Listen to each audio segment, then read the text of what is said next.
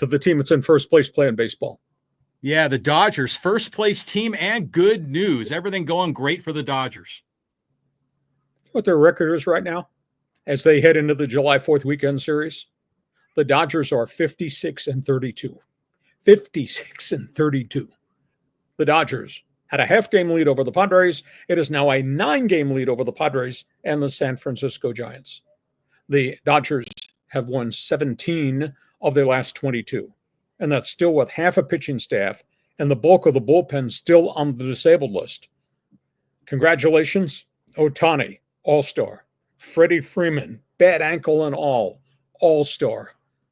Yash Yamamoto will probably also be an All-Star.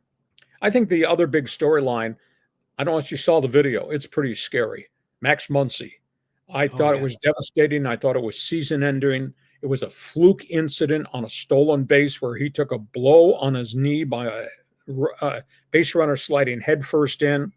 And the angle that it hit the knee and the reaction to the knee way got bent. I thought he dislocated his kneecap or the ligaments were torn. It's a bone bruise. It's a deep bone bruise.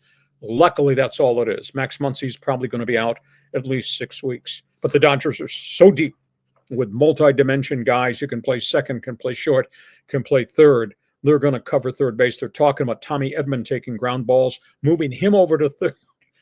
He did a little bit of that with the Cardinals. That would allow them to put the Korean rookie, Hyseung Kim. He'll go to second, and they still got Miguel Rojas, who can be a super utility guy, play different positions.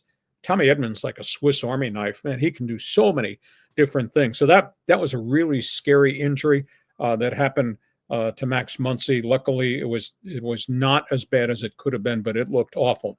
Tyler Glasnow, last night, Oklahoma City goes into the 5th inning, gives up a couple of runs, strikes out 8, was clocked in the 90s.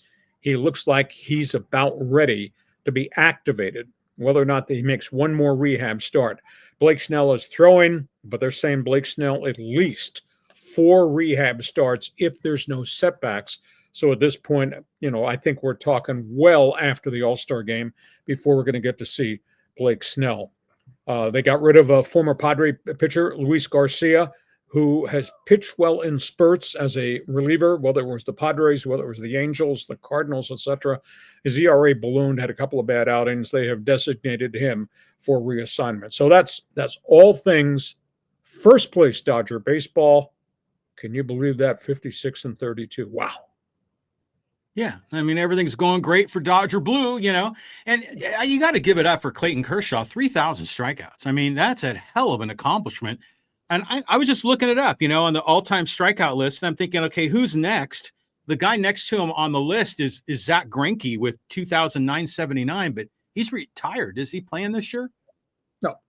Yeah. So you have to go all the way down to Chris Sale as the next active pitcher with 28 strikeouts.